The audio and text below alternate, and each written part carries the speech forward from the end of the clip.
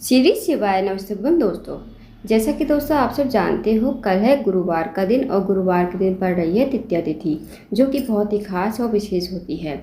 बस दोस्तों, आपको 7 चने की दाल से अचूक उपाय करना है। यदि आप इस उपाय को करते हो तो जो भी आपकी मनोकामना है, चाहे वो धन को लेकर हो, व्यापार को लेकर हो, नौकरी को लेकर हो, या फिर आपके जीवन की कोई अधूरी मनोकामना है, तो इस उपाय को करने से आपकी मनोकामना भी पूर्ण हो जाएगी।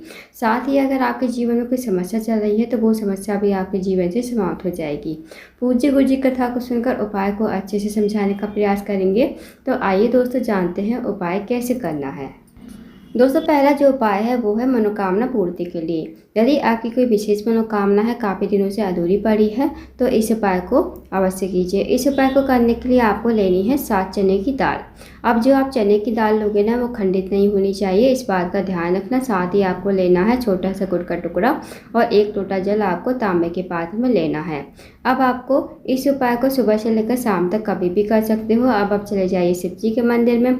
शिव जी के मंदिर में जाकर सबसे पहले आपको वहाँ पर उत्तर की तरफ मुँह करके खड़ा होना है। अब जो आपके पास 7 चने की दाल है ना, वो चने की दाल आपको थोड़ी सी गीली कर लेनी है। अब जो आपके पास एक छोटा सा गुड़ का टुकड़ा है, वो आपको लोटे के जल में ही डाल देना है।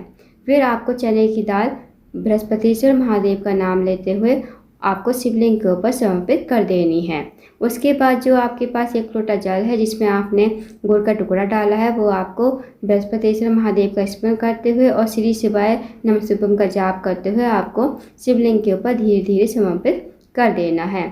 उसके बाद आपको हाथ जोड़कर भगवान से प्रार्थना करनी है, जो भी आपकी मनोकामना है, चाहे वो धन को लेकर हो, व्यापार को लेकर हो, नौकरी को लेकर हो, या फिर आपके जीवन की कोई अधूरी मनोकामना है, तो मनोकामना कहिए। और 2 मिनट आपको मंदिर में बैठना है, श्री शिवाय नमस्तुभ्यम का जाप करना है। उसके बाद आपको भगवान को प्रणाम करके विनती करके आपको अपने घर पर आ जाना है। तो दोस्तों, बहुत ही अचूक और विशेष उपाय है, इस उपाय को अवश्य कीजिए। अब जानते हैं दोस्तों अगले उपाय के बारे में। अगला जो उपाय है, अगर आपकी नौकरी नहीं लग पा रही है या फिर आप इंटरव्यू के लिए जाते हो, आपको इंटरव्यू में सफलता नहीं मिल पा रही है, आपके जीवन में दुर्भाग्य ही चल रहा है, तो आप इस उपाय को अवश्य कीजिए। इस उपाय को करने के लिए आपको लेना है 1 से 2 चम्मच शहद लेना है आपको। साथ ही आपको लेना है 1 लोटा जल तांबे के पात्र में और 1 बेलपत्र आपको लेनी है। बेलपत्र जो आप लोगे कटी फटी खंडित नहीं होनी चाहिए, इस बात का ध्यान रखना। अब दोस्तों, आपको चले जाना है शिव जी के मंदिर में। इस उपाय को आप सुबह से लेकर शाम तक कभी भी कर सकते हो। शिव जी के मंदिर में जाकर सबसे पहले आपको शिवलिंग के ऊपर 1 लोटा जल आपको बृहस्पतिश्वर महादेव का स्मरण करते हुए और श्री शिवाय नमस्तुभ्यम का जाप करते हुए आपको शिवलिंग के ऊपर समर्पित कर देना है। उसके बाद जो आपके पास बेलपत्र है, बेलपत्र का जो चिकना वाला भाग होता है और बेलपत्र की जो बड़ी वाली पत्ती होती है ना, उस पत्ती पर आपको शहद से ओम का निर्माण करना है। जो आपकी अनामिका उंगली होती है, सबसे छोटी वाली उंगली के पास वाली उंगली से आपको बड़ी वाली पत्ती पर ओम का निर्माण करना है और जो बाकी की 2 पत्ती होती है बेलपत्र की, उन पर आपको शहद की 1-1 बिंदी लगा देनी है। जब आपकी बिंदी लग जाए, ओम का निर्माण हो जाए, तो आपको इस बेलपत्र को अपने सीधे हाथ में रखना है और अपनी मनोकामना बोलनी है। जो भी आपकी मनोकामना है, जो भी आपका कार्य अटका हुआ है, बहुत दिनों से पूर्ण नहीं हो रहा है, या आपकी नौकरी नहीं लग रही है, तो आप महादेव से प्रार्थना कीजिएगा और इस बेलपत्र को शिवलिंग के ऊपर श्री शिवाय नमस्तुभ्यम कहते हुए आपको समर्पित कर देना है। उसके बाद थोड़ा सा शहद आपको बचाना भी है और शहद जो आपके पास बचेगा ना, उस शहद से आपको जलाधारी पर शहद की 7 बिंदी लगानी है।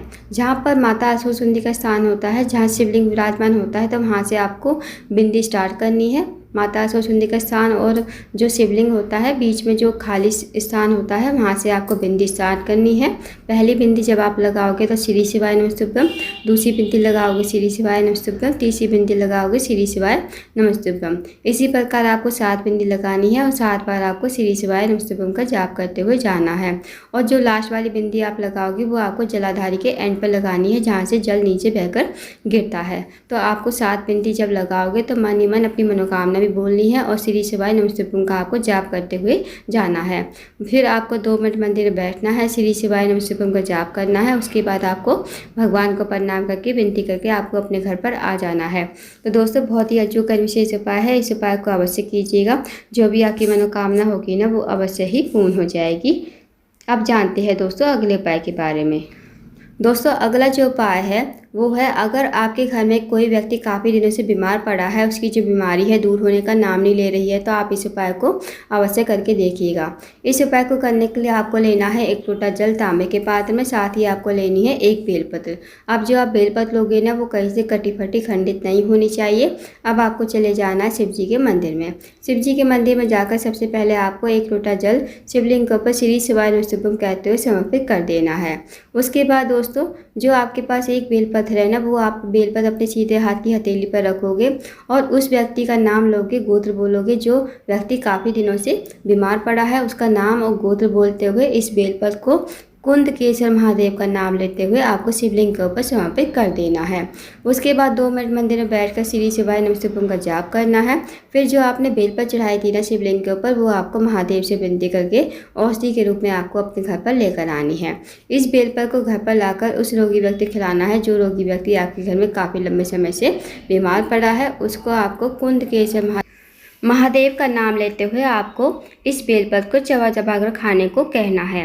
यकीन मानिए दोस्तों, यदि आप इस उपाय को कर लेते हो गुरुवार के दिन, तो जो भी आपके घर में व्यक्ति रोगी है उसकी जो बीमारी है धीरे धीरे ठीक होने लगेगी। तो इस उपाय को अवश्य कीजिएगा। अब जानते हैं दोस्तों अगले उपाय के बारे में। अगला जो उपाय है दोस्तों, अगर आपके जीवन में धन की कमी है, पैसों की तंगी है, या फिर आपके घर में माता लक्ष्मी का वास नहीं है, माता लक्ष्मी आपसे रूठी हुई है, तो आप इस उपाय को अवश्य कीजिए। इस उपाय को करने के लिए आपको लेना है 1 चम्मच शहद लेना है। 1 चम्मच शहद जो आप लोगे ना, उसे आपको कटोरी में डाल देना है। उसके बाद आपको लेनी है 2 लौंग, फूल वाली लौंग होती है, वो आपको लेनी है। और साथ ही आपको 1 लोटा जल लेना है तांबे के पात्र में। अब इस उपाय को भी आप सुबह से लेकर शाम तक कभी भी कर सकते हो। शिव जी के मंदिर में जाकर सबसे पहले आपको 1 लोटा जल श्री शिवाय नमः शिवाय कहते हुए समर्पित कर देना है शिवलिंग के ऊपर। उसके बाद जो आपके पास 2 लौंग है, शहद है, 2 लौंग को आपको शहद वाली कटोरी में डाल देना है श्री शिवाय नमः शिवाय का जाप करते हुए। उसके बाद इस कटोरी को आपको हाथ में लेना है, भगवान से प्रार्थना करनी है कि हे महादेव, मेरे जीवन में धन की बहुत ज़्यादा समस्या है, धन की वृद्धि नहीं है, धन प्राप्ति नहीं है, माता लक्ष्मी का हमारे घर में वास नहीं है, माता लक्ष्मी हमसे रूठी हुई है। आप कुछ ऐसी कृपा करें कि हमारे घर में धन की वृद्धि हो, धन प्राप्ति हो और माता लक्ष्मी हमारे घर में हमेशा निवास करे। तो आपको ऐसी प्रार्थना करते हुए, विनती करते हुए आपको 2 लौंग और शहद आपको शिवलिंग के ऊपर श्री शिवाय नमः शिवाय कहते हुए समर्पित कर देनी है। उसके बाद आपको 2 मिनट मंदिर में बैठना है, श्री शिवाय नमः शिवाय का जाप करना है। फिर आपको भगवान को प्रणाम करके विनती करके आपको अपने घर पर आ जाना है। तो दोस्तों बहुत ही अचूक विशेष उपाय है, इस उपाय को अवश्य कीजिएगा। तो दोस्तों ये थे कुछ विशेष उपाय जो आपको गुरुवार के दिन करने हैं। इन उपायों को अवश्य कीजिए। अगर आपको जानकारी पसंद आई हो, वीडियो को लाइक करना, शेयर करना, चैनल को जरूर सब्सक्राइब करना, कमेंट बॉक्स में श्री शिवाय नमः शिवाय हर हर महादेव जरूर लिखना।